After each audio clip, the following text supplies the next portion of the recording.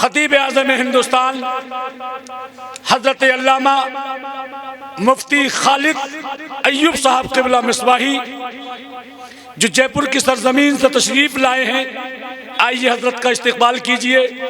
उनकी शायान शान आगे से पीछे तक, दाएं से बाएं तक नारा लगाएं मेरे साथ मिलकर, और नारा लगाएं, नारे तकबीर, नारे तकबीर, नारे रिसालत, नारे रिसालत, उलमाए अहले सुन्नत, उलमाए अहले सुन्नत, मसलके आला हजरत फैज़ान नक्शबंदी, फैज़ान खतीब आज़म हज़रत अल्लामा मुफ्ती खालिद अय्यूब साहब क़िबला, हज़रत अल्लामा सैयद जावेद मियाँ साहब क़िबला, नारे तकबीर, नारे रिसालत। अहमदु व नसल्ली व नसल्लिम अला रसूलिल करीम, अम्मा बाद, फ़ाऊज़ु बिल्लाहि मिनश शैतानिर रजीम, बिस्मिल्लाहिर रहमानिर रहीम। सुब्हानक ला इल्म लना इल्ला मा अल्लमतना इन्नका अंतल अलीमुल हकीम। क़ाल अल्लाहु तबारक व तआला फ़ी किताबिहिल मजीद, हुनालिका दआ ज़करिया रब्बह, सदक़ल्लाहुल अज़ीम।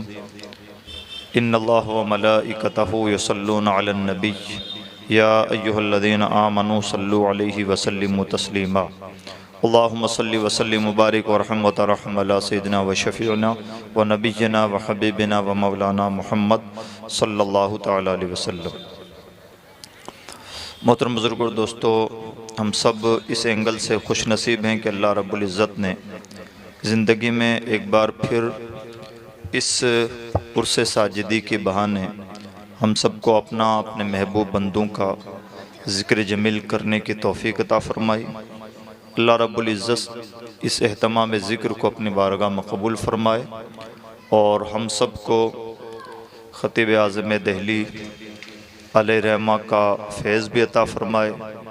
ख़ाजगान नक्शबंद, ख़ाजगान दहली और तमाम औलियाए कामिलीन के फ़यूज़ व बरक़ात से हम सब को खूब मालामाल फ़रमाए।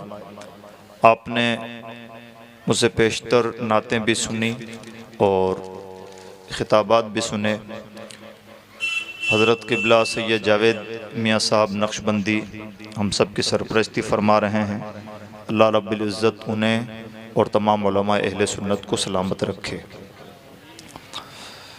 मैंने जो आयत करीमा आपके सामने तिलावत की है, ये सूरह आले इमरान की एक आयत का टुकड़ा है, और अगर आपका ज़ौक़ इजाज़त दे, मुनासिब लगे, तो कुरान पाक में कुरान पाक की सूरह आले इमरान में इस आयत के पहले बाद एक पूरा रुकू है जिसमें अल्लाह रब्बुल इज़्ज़त ने अपनी महबूब बंदी हज़रत सैयदा मरियम रज़ियल्लाहु ताला अन्हा का बड़ी तफसील के साथ ज़िक्र फरमाया है, और बड़े दिलचस्प अंदाज में वो ज़िक्र हुआ है। और साथ ही साथ उस ज़िक्र से हम अहले सुन्नत व जमात के बहुत सारे मामूलात पर रोशनी पड़ती है, और वो ज़िक्र पढ़ने से, तिलावत करने से हमें इस बात का एहसास भी होता है कि अहलुल्लाह के मुताल्लिक़ जिस तरह के नज़रियात हम अहले सुन्नत व जमात के लोग रखते हैं, ना ये कोई नयापन है, न इसमें किसी तरह की बिदअत का कोई गोशा है, और ना ही बहुत सारे मामूलात में कुछ गलत है।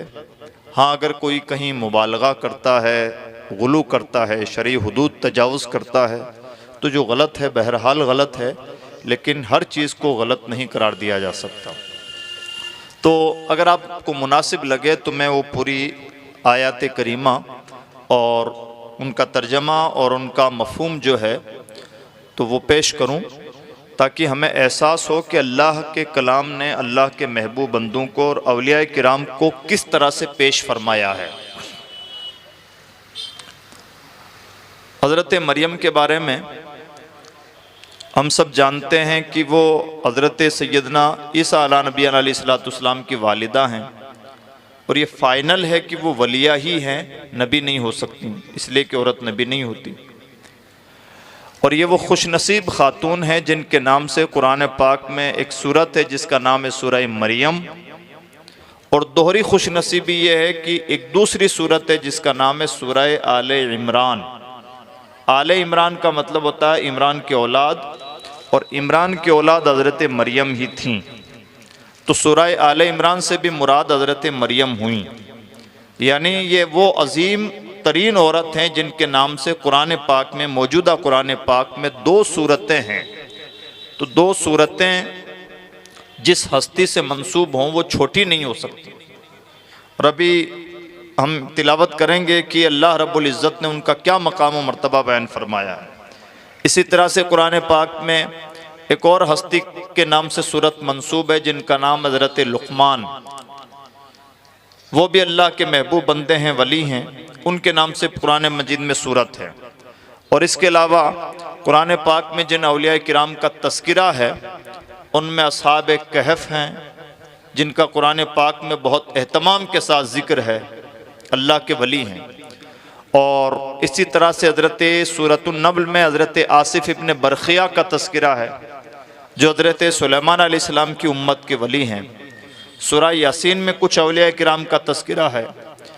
और ये जो हज़रत मरियम है इनका तज़किरा कुरान पाक में अलग अलग जगहों पर हैं।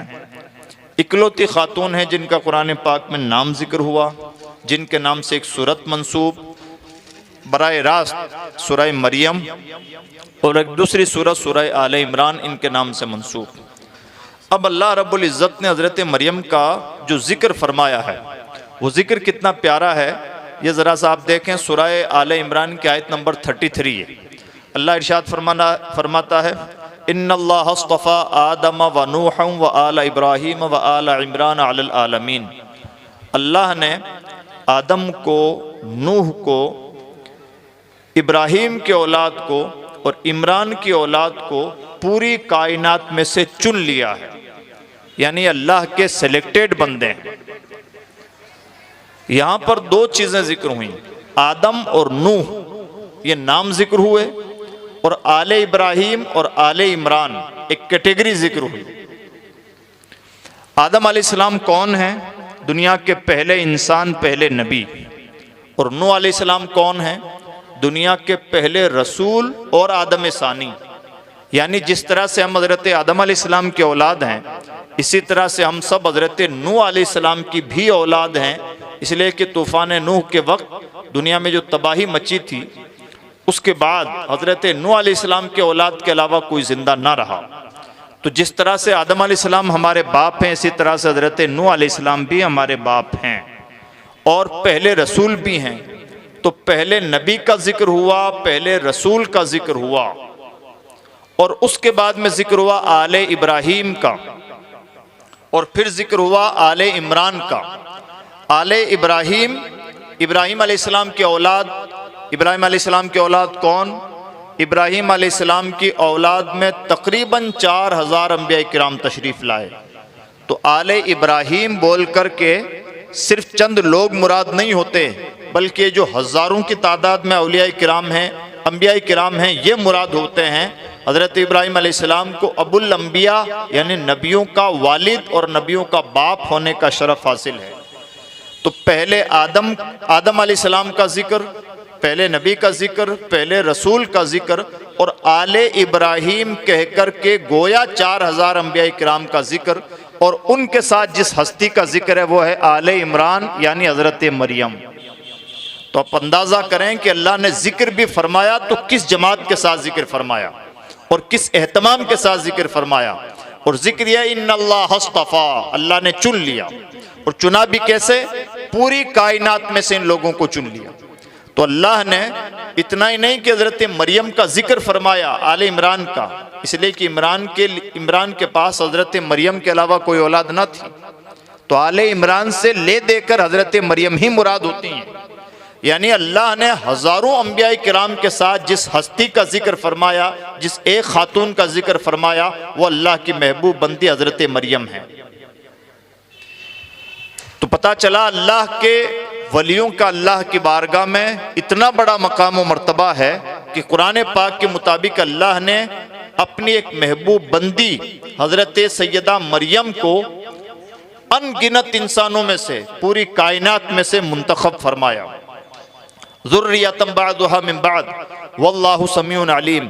ये आपस में एक दूसरे के औलाद भी होते हैं, यानी इनके बीच में जहाँ ईमान का रिश्ता पाया जाता है वहाँ नसब का भी रिश्ता पाया जाता है। अल्लाह सुनने वाला जानने वाला है। आगे अल्लाह ने इरशाद फरमाया, और अब मैं यहाँ पर मज़ीद आपकी तवज्जो चाहूँगा।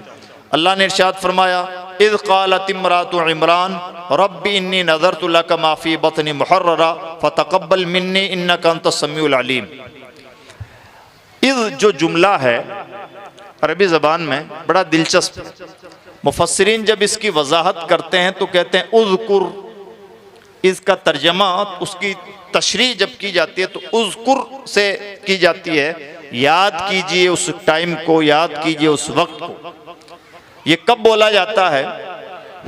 जैसे मान लीजिए आपसे कहा जाए कि जनाब याद कीजिए अभी जुमा में हजरत किबला मुफ्ती तंजीफ साहब ने क्या फरमाया था, तो याद कीजिए मुफ्ती साहब ने क्या फरमाया था, ये उसी शख्स से बोला जा सकता है जो इस जुमा में इस मस्जिद में मौजूद रहा हो। और इज़ उसी की तर्जमानी करने के लिए आता है इन शॉर्ट। अल्लाह रब्बुल इज़्ज़त ने इरशाद फरमाया, याद कीजिए उस वक्त को जबकि इमरान की बीवी ने कहा था। इमरान की बीवी यानी हज़रत मरियम की वालिदा ने। बात क्या है? बात यह है कि हज़रत मरियम की वालिदा के यहाँ औलाद ना थी। एक बार ऐसा हुआ कि उन्होंने देखा कि एक चिड़िया अपने बच्चों से बड़ी मोहब्बत कर रही है, तो जाहिर सी बात है जो बेऔलाद होते हैं या किसी नेमत से महरूम होते हैं और सेम टाइम वो अगर वो नेमत देख लें तो उनके दिल में एक खौफ उठती है। तो उन्होंने उस चिड़िया को अपने बच्चों से मोहब्बत करते हुए देखा तो उनके दिल में बेचैनी पैदा हुई और अपने रब की बारगाह में दुआ की और मन्नत मानी। दुआ ये कि परवरदिगार मुझे औलाद अता फरमा, अगर तूने मुझे औलाद अता फरमाई तो मैं अपनी औलाद को तेरे नाम पर वक्फ कर दूंगी। और उस वक्त वक्फ का मतलब होता था अल्लाह के घर मस्जिद अक्सा की खिदमत के लिए वक्फ करना। तो ये उन्होंने मन्नत मानी। और मस्जिद अक्सा वो अजीम तरीन मस्जिद है जिसकी खिदमत के लिए लोगों को वक्फ किया जाता था, और उसकी खिदमत करने वालों में हज़रत ज़करिया अलैहिस्सलाम जैसे पैगंबर भी गुजरे हैं। यानी वो अजीम तरीन मस्जिद जिसकी खिदमत के लिए जिसकी खिदमत अंबिया किराम करते रहे और सालिहीन करते रहे। हज़रत मरियम की वालिदा ने यह मन्नत मान ली और फिर ऐसा ही हुआ कि अल्लाह रब्बुल इज़्ज़त ने उनकी गोद भर दी। जब ये वाक़या कुरान पाक ने बयान फरमाया, अब ज़रा सा तसलसल देखें। हज़रत मरियम की वालिदा मन्नत मान रही हैं, अभी हज़रत मरियम पैदा नहीं हुई, हज़रत मरियम की पैदाइश की मन्नत, फिर हज़रत मरियम पैदा होंगी, फिर उनके यहाँ नबी पैदा होंगे हज़रत ईसा अलैहिस्सलाम, और ईसा अलैहिस्सलाम के तकरीबन 600 साल के बाद में हमारे नबी तशरीफ़ लाएंगे। कितना लंबा टाइम पीरियड है। जो नबी बहुत बाद में पैदा होने वाले हैं उस नबी को याद दिलाया जा रहा है कि याद कीजिए उस वक्त को जबकि हज़रत मरियम की वालिदा ने कहा था। पता क्या चला, जो नबी पैदा ही बाद में हो रहा है उससे उसकी पैदाइश के कई सौ साल पहले की बात की जा रही है और याद दिलाया जा रहा है। क्या ये मामूली केस है? और ऐसा एक मर्तबा नहीं हुआ, कुरान पाक में और भी मौक़ों पर ऐसा हुआ है। इमामुल अंबिया सल्लल्लाहु अलैहि वसल्लम के पैदा होने से 55 दिन पहले एक वाक़या पेश आया था जिसे हम अस्हाबुल फील का वाक़या कहते हैं। अबरहा बादशाह ने काबा मुअज़्ज़मा पर हमला किया, वो वाक़या हम सब जानते होंगे, हाथियों से हमला करवाया उसने। अल्लाह रब्बुल अच्छा इस वाक़े के तकरीबन 55 दिन बाद में हमारे नबी सल्लल्लाहु अलैहि वसल्लम की पैदाइश हुई। जब अल्लाह ने ये वाक़या बयान फरमाया तो इरशाद फरमाया, अलम तरा कैफ़ फ़अल रब्बुका बिअस्हाबिल फ़ील, ए नबी क्या आपने ना देखा कि आपके रब ने हाथी वालों के साथ क्या किया। जो नबी पैदा ही 55 दिन बाद में हो रहा है उससे कहा जा रहा है एक तफसीर के मुताबिक, नबी क्या आपने ना देखा। यानी मानना पड़ेगा कि पैदाइश से पहले भी जो वाक़यात ज़हूर पजीर हुए हैं इमामुल अंबिया उनके भी गवाह हैं। वही है अव्वल, वही है आखिर, वही है जाहिर, वही है बातिन। निगाह निगाह का फ़र्क है। ये अंदाज़ कुरानी बता रहा है कि पैगंबर इस्लाम सल्लल्लाहु अलैहि वसल्लम का मकाम और मर्तबा क्या है। तो ये एक ज़िन्नी बात थी। अल्लाह ने इरशाद फरमाया, नबी याद कीजिए उस वक्त को जबकि इमरान की बीवी ने कहा था, रब्बी इन्नी नज़रतु लका मा फ़ी बत्नी मुहर्ररा, परवरदिगारा मेरे पेट में जो कुछ भी है मैंने उसे तेरे घर की खिदमत के लिए आज़ाद किया। फ़तक़ब्बल मिन्नी इन्नका अंत समीउल अलीम, तो मेरी तरफ से कबूल फरमा, इसलिए कि तू ही सुनने वाला जानने वाला है। अब उन्होंने ये मन्नत तो मान ली, लेकिन बाद में दिल में ख्याल पैदा हुआ कि मन्नत ये सोच के मानी थी कि काश मेरे यहाँ बच्चा पैदा हो तो उस बच्चे को मस्जिद अक्सा की खिदमत के लिए वफ़ कर दूँ, ये अरमान भी पूरा हो जाए कि बे औलाद नहीं हूँ और अल्लाह के घर की खिदमत भी हो जाए। बाद में ख्याल आया कि अगर बच्ची पैदा हो गई तो क्या होगा, और खुदा का करना ऐसा कि उनके यहाँ बच्ची ही पैदा हुई। अब जब बच्ची पैदा हुई तो उन्हें बड़ा अफसोस हुआ। अफसोस ये हुआ कि बच्ची की तो हिफाजत की ज़रूरत होती है, बच्ची को आज़ादाना मस्जिद अक्सा की खिदमत के लिए वक्फ नहीं किया जा सकता। तो उस वक्त उन्होंने हैरत के साथ कहा, परवरदिगार ये तो बच्ची है।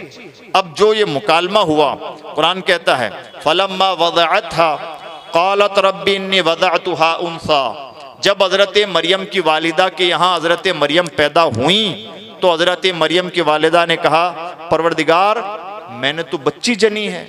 वल्लाहु आलम बिमा वज़अत, अल्लाह इरशाद फरमाता अल्लाह खूब जानता है कि उसने क्या जना है, बच्चा जना है या बच्ची जनी है, देने वाला खूब जानता है।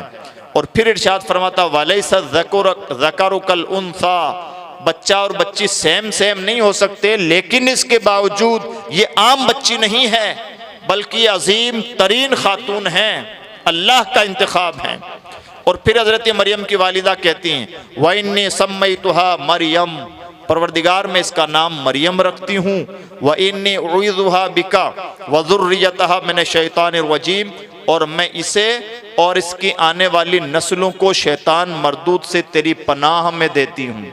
ये हज़रत मरियम की वालिदा कहती हैं। पता क्या चला, बच्चे पैदा हों तो उनका नाम भी रख देना चाहिए और उन्हें शैतान मरदूद से अल्लाह की पनाह में भी दे देना चाहिए, जिसका एक तरीका बच्चे के कान में अजान और इकामत कहना होता है।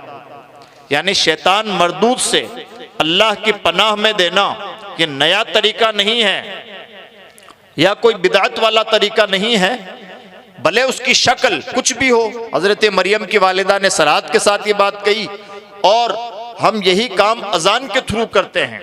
अजान जब कही जाती है तो शैतान मरदूद भागता है और रुस्वा होके भागता है, जैसा कि हदीस पाक में फरमाया गया। तो अजान जब कह ली जाती है तो बच्चे के कान में पहले कलिमात अल्लाह के कलिमात पहुँचते हैं और साथ ही साथ शैतान मरदूद से उसे पनाह भी हासिल हो जाती है।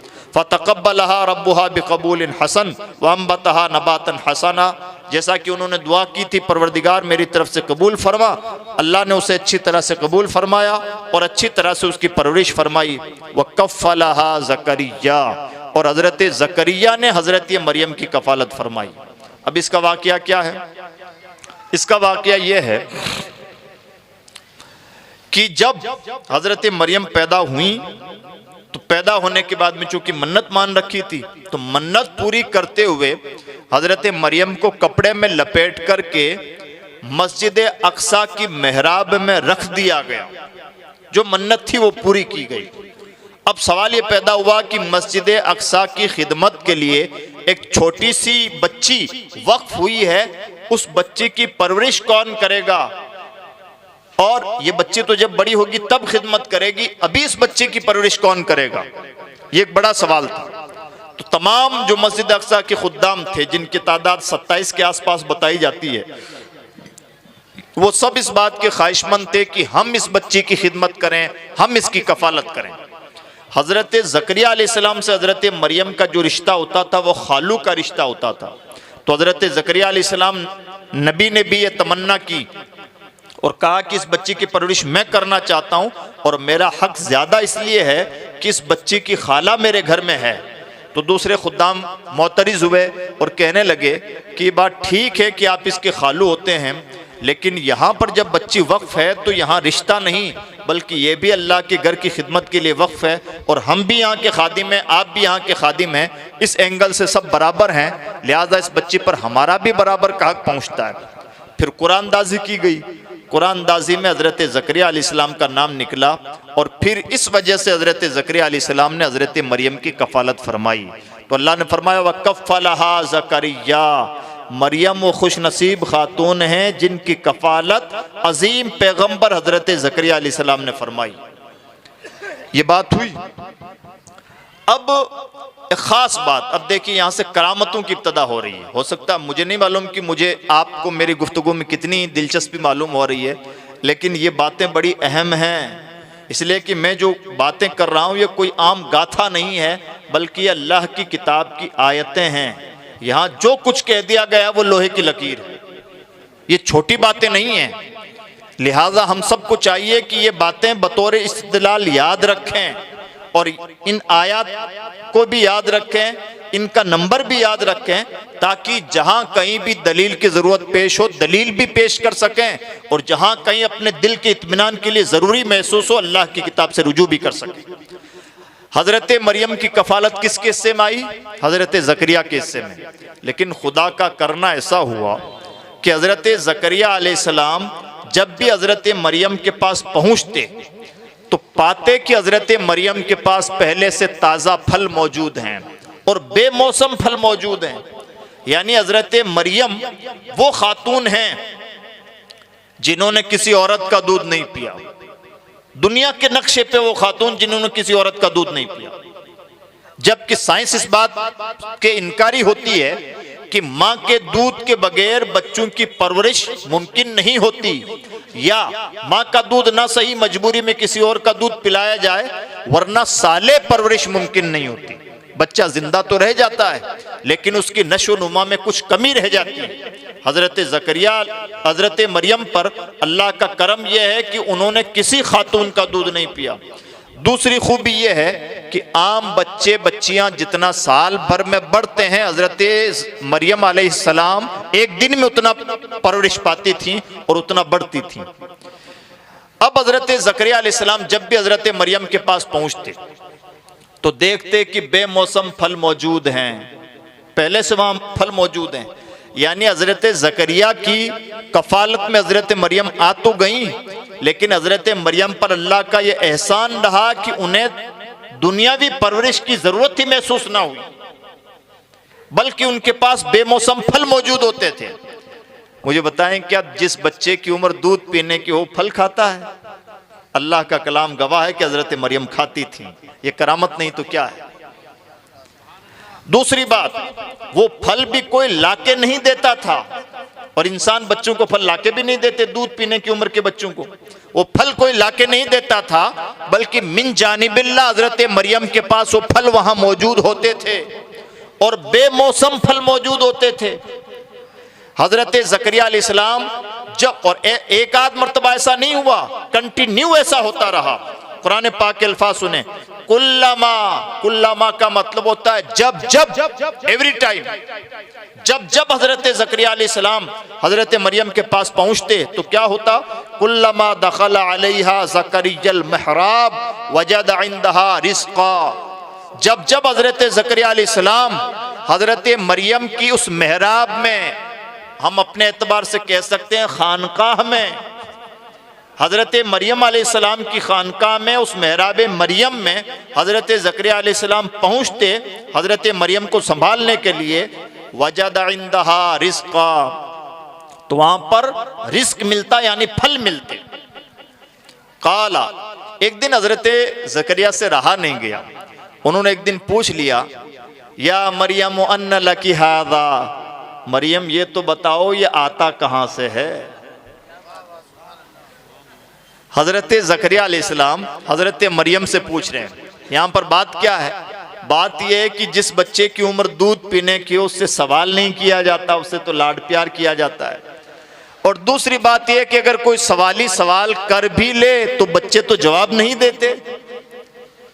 हज़रत ज़करिया अलैहिस्सलाम का सवाल करना हज़रत मरियम से यह भी मामूल के खिलाफ है, और हजरत मरियम का दूध पीने की उम्र में जवाब देना ये करामत है, और ये दोनों चीजें अल्लाह की किताब से साबित हैं। कालत, हजरत मरियम से पूछा, या मरियम अन्ना लकी हादा, मरियम ये आता कहाँ से? हजरत मरियम का जवाब सुने। बच्चे बोलते नहीं, लेकिन हजरत मरियम बोलने लगी और कहने लगी, कालत हुआ मिन इंदिल्लाह, कहती हैं ये अल्लाह के पास से आता है। और फिर जब अल्लाह की बात हो गई है तो अल्लाह वालों की शान ये होती है कि अल्लाह की बात करने का बहाना चाहिए। हजरत मरियम को अल्लाह का नाम लेने का बहाना मिला तो मजीद अल्लाह की बड़ाई बयान करने लगी और कहने लगे, इन्नल्लाह यर्ज़ुक़ु मन यशाउ बगैर हिसाब, मेरा रब ऐसा है कि जिसे चाहता है बेहिसाब देता है। जिस बच्ची की उम्र दूध पीने की है वो अल्लाह की बड़ाई बयान कर रही है। जितना सवाल हुआ उतना ही जवाब नहीं दिया, सवाल का जवाब तो दिया ही, उससे बढ़ करके भी अल्लाह की तारीफ की। अल्लाह वालों की शान होती है, अल्लाह वालों की पहचान होती है। अब यहां पर बहुत स्पेशल अंदाज कुरान पाक ने इख्तियार फरमाया और हम सब के लिए बहुत जरूरी है, बल्कि यही आयत मैंने इब्तदा में तिलावत की। जब हजरत ज़करिया ने हजरत मरियम से जवाब सुना कि ये अल्लाह के पास से आता है, अल्लाह हजरत मरियम को ये रिस्क और ये फल अता फरमाता है, हुनालिक दआ ज़करिया रब्बा, वहीं हजरत ज़करिया ने अपने रब से दुआ की। बड़ा स्पेशल लफ्ज है और बहुत स्पेशल बैकग्राउंड है। बैकग्राउंड क्या है? हजरत ज़करिया अलैहिस्सलाम वो नबी हैं जिनके यहाँ औलाद नहीं थी और उम्र हो चुकी थी 120 साल। आपकी बीवी की उम्र हो चुकी है 98 साल या 96 साल, बे औलाद है। जब हजरत मरियम की खानका में हजरत ज़करिया अलैहिस्सलाम ने देखा कि बेमौसम फल मौजूद होता है तो हजरत ज़करिया अलैहिस्सलाम के दिमाग में एक आइडिया आया। और ये याद रखें कि अच्छे ख्यालात अल्लाह की तरफ से होते हैं, उन्हें हल्के में नहीं लेना चाहिए। हजरत ज़करिया अलैहिस्सलाम के दिमाग में आइडिया ये आया कि जो मेरा रब इस छोटी सी बच्ची को दूध पीने की उम्र में बेमौसम फल दे सकता है, वो मेरा रब मुझे भी तो बेमौसम औलाद दे सकता है। 120 साल की उम्र में औलाद नहीं पैदा होती, बीवी की उम्र 98-96 साल हो जाए तो औलाद नहीं पैदा होती है, बेमौसम औलाद है अगर इस उम्र में औलाद पैदा हो जाए। हजरत ज़करिया अलैहिस्सलाम के दिमाग में आइडिया ये आया कि जो मेरा रब इस बच्ची को बेमौसम फल दे सकता है वो मुझे बेमौसम औलाद भी दे सकता है। सवाल ये पैदा होता है, क्या हजरत ज़करिया अलैहिस्सलाम को मालूम नहीं था वो तो नबी हैं? क्या उनका अकीदा नहीं था कि अल्लाह हर चीज पर कादिर है? पता चला अकीदा था, लेकिन अकीदा होते हुए भी असबाब से चीजें मरबूत होती हैं। लिहाजा अकीदा होना अलग चीज है और उस अकीदे का किसी स्पेशल वक्त पर इजहार एक अलग चीज है। हजरत ज़करिया अलैहिस्सलाम ने उसी मौके पर दुआ की और उसी मौके पर उसी जगह दुआ की। कुरान ने अल्फाज क्या इस्तेमाल फरमाए? हुनालिक। हुनालिक का मतलब होता है देर। स्पेशली उसी जगह पर हजरत ज़करिया अलैहिस्सलाम ने दुआ की। और अंदाज देखें कुरान का, हुनालिक दआ ज़करिया रब्बा, वहीं ज़करिया अलैहिस्सलाम ने अपने रब से दुआ की। ठीक यही तो हम करते हैं, दुआ रब से हो रही है, आस्ताना वलीउल्लाह का है। वहीं ज़करिया ने अपने रब से दुआ की, यही तो हम भी करते हैं। हम हजरत ख्वाजा निज़ामुद्दीन औलिया महबूब इलाही से दुआ नहीं करते, दुआ अल्लाह से करते हैं। आस्ताना महबूब इलाही का होता है, आस्ताना गरीब नवाज का होता है, आस्ताना गौसे आजम या किसी वलीउल्लाह का होता है। और ये हमारा अपना काम नहीं, ये अमल हजरत ज़करिया अलैहिस्सलाम का अमल है और इस पर अल्लाह की किताब गवाह है। और इससे दूसरों के इल्जाम का जवाब भी मिलता है, हमारे एतकाद की दुरुस्तगी भी साबित होती है और हमारे अमल की दुरुस्तगी भी होनी चाहिए। दुआएं वलीउल्लाह से नहीं होती, दुआएं अल्लाह ही से होती हैं, आस्ताना वलीउल्लाह का होता है।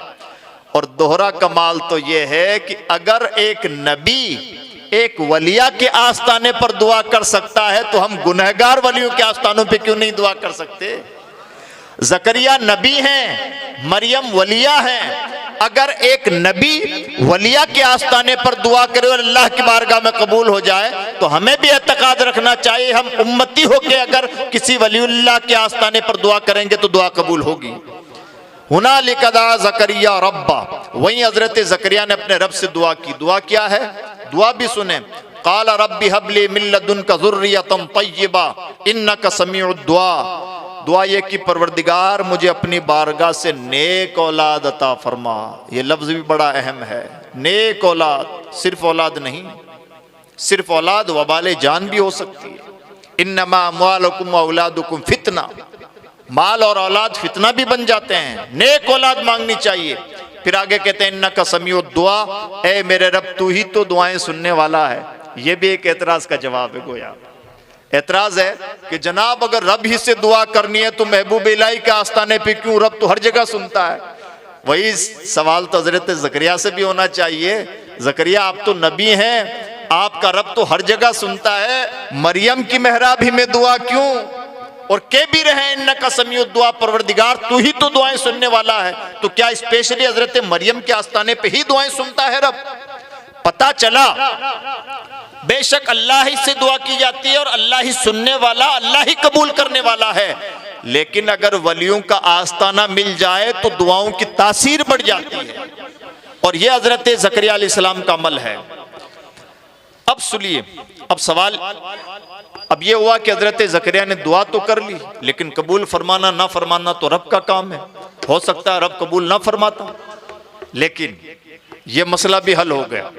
इधर हजरत ज़करिया ने दुआ की और अल्लाह ने बेमौसम उनकी दुआ को कबूल फरमाया। अब देखिए, नॉर्मल दुआ नहीं है ये बेमौसम दुआ है। 120 साल की उम्र में औलाद नहीं पैदा होती, इस वक्त औलाद पैदा हो जाए, ये बहुत बेमौसम दुआ है और महज अल्लाह का फजल है। और करामती अंदाज से दुआ की कबूलियत होगी अगर इस वक्त दुआ कबूल हो जाए। हजरत ज़करिया ने दुआ की और वहीं महराब मरियम के पास दुआ से फारिग होकर महराब मरियम के पास खड़े होकर नफल नमाज पढ़ने लगे। अभी नमाज पूरी भी ना हुई थी कि अल्लाह ने फरिश्तों को भेजा और कहा हजरत ज़करिया को यहया अलैहिस्सलाम की बशारत सुना दो। तर्जमा सुना आयत करीमा का, फनादतुल मलाइका व हुवा काइमुन युसल्ली फिल मिहराब। फरिश्ते आए और हजरत ज़करिया अलैहिस्सलाम को बशारत सुनाने लगे, जबकि हजरत ज़करिया अभी मेहराब में खड़े होकर नमाज ही पढ़ रहे थे। यानी अल्लाह ने दुआ भी वलीउल्लाह के आस्ताने पर कबूल फरमाई और इतनी जल्दी कबूल फरमाई कि अभी नमाज से सलाम भी नहीं फेरने पाए थे कि दुआ कबूल हो गई। दुआ क्या कबूल हुई सुने, अन्नल्लाह युबश्शिरुका बियहया मुसद्दिक़न बिकलिमतिन मिनल्लाह व सय्यदन व हसूरन व नबिय्यन मिनस्सालिहीन। अल्लाह ने दुआ उन्होंने कहा था परवरदिगारा नेक औलाद अता फरमा। तो हजरत फरिश्ते तशरीफ लाए और कहने लगे अन्नल्लाह युबश्शिरुक, ए ज़करिया अल्लाह आपको ये बशारत अता फरमाता है कि आपके यहाँ यहया अलैहिस्सलाम पैदा होंगे, जिनकी खूबियाँ ये होंगी अल्लाह के कलीमे यानी हजरत ईसा अलैहिस्सलाम की तस्दीक करने वाले होंगे, सैयद होंगे, हसूरा औरतों से बहुत ज़्यादा परहेज करने वाले यानी निहायत परहेजगार होंगे, नबी होंगे, सालिहीन में से होंगे। उन्होंने ज़ुर्रियतन तय्यबा यानी नेक औलाद मांगी थी। अल्लाह ने 5 खूबियों वाली नेक औलाद अता फरमाई। दुआ कबूल हो गई। अब देखें हैरानी की बात सुने, दुआ तो कबूल हो गई लेकिन अकल तस्लीम नहीं कर रही है कि क्या सचमुच मुझे औलाद पैदा हो जाएगी इस उम्र में, जबकि औलाद पैदा होने की उम्र जा चुकी है। तो हैरत के साथ उन्होंने कहा क़ाल रब्बी अन्ना यकूनु ली गुलाम, कहने लगे परवरदिगार मेरे यहाँ औलाद कैसे पैदा हो जाएगी, क्यों? वक़त बलगनियल किबर, मैं बूढ़ा हो चुका हूँ, वम्रअती आकिर और मेरी बीवी बांझ हो चुकी है।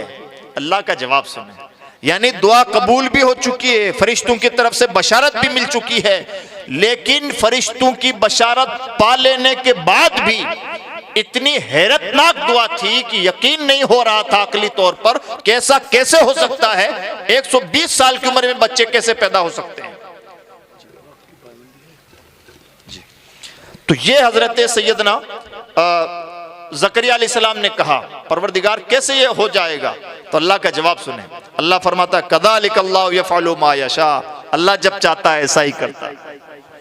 पता चला अल्लाह वालों के आस्थानों पर दुआएं नहीं कबूल होती, फौरन दुआएं कबूल होती हैं और अल्लाह वाला अगर बाज़ाहिर छोटा भी हो तो बड़े की दुआ उसके आस्ताने पर कबूल हो सकती है।